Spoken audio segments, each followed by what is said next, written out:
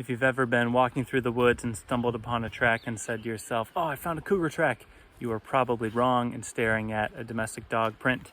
But that's okay, because I will show you how to reliably tell the difference between a cougar track and a dog track. The four things we're going to use are going to be the shape of the overall track, the shape of the pad, the arrangement of the toes, and the presence or absence of claws. Starting with the shape of the track, cat tracks, including this cougar track, are going to be circular rather than oval, and sometimes cat tracks will even be wider than they are long. Let's compare that to the canine track, where we get an overall oval appearance. This track is longer than it is wide.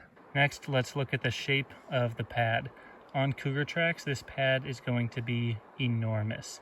You can almost fit all four toes inside of the pad. And now over to the canine, we can look at the size of the pad here. We've got two tracks overlapping, just for context, but this is one track here, 1, 2, 3, 4 toes in the pad. And this pad is just the size of one of these toes, slightly bigger, but it's not like the cat track where we can fit 3 or 4 toes inside. That pad is the size of just one of the toes. Along with the smaller size, we have a different shape. The shape of the pad on this cougar is trapezoidal, and some people also call it an M shape. If this track were showing up perfectly clear, the shape of the pad would actually look a bit like an M, kind of like this, where it has 2 lobes at the top and 3 lobes on the bottom. That is something that is also unique to cats. You will not see that on dog tracks. It doesn't come through perfectly with this cougar track, but you can see the 2 lobes up here and 1, 2, 3 down below. With all of these features, it's important to note that these are things that you should be looking for, but you shouldn't be relying on any single one of them individually. You should be putting them all together to get the overall impression of the track. This is another cougar track from the same trail, just a little bit farther down.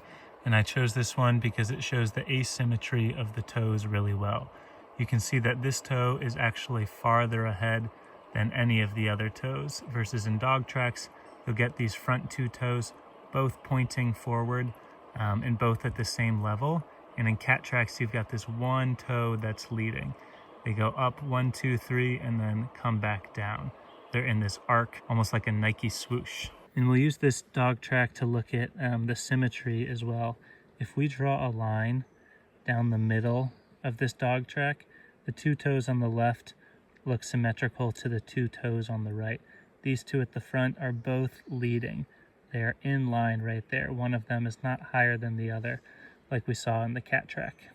And the last feature is the presence or absence of claws. Here's another cougar track from that same trail, and notably it is missing any sort of claw mark at the end of these toes. It's important to note that cougar tracks can and do show claw marks, but it's just not the norm, because typically their claws are retracted. But occasionally you will see claws in a cougar track, which is why it's important to look at all the features all together and not just get hung up on the presence or absence of claws. And we've got 2 tracks on top of each other again, but you'll see these really prominent claw marks that we just didn't see in the cat track. Now with canines, you won't always see the claws, so it's important to look at the other features like the symmetry and the size of the pad as well. At this point, you might be thinking to yourself, how could anyone possibly ever confuse cougar tracks with dog tracks? They look nothing alike. And that would mean I've done a great job teaching you, so thank you. But let's take a look at some tracks that are a little less clear. Not every track or trail you come across is going to be as crystal clear as the ones that we have been looking at.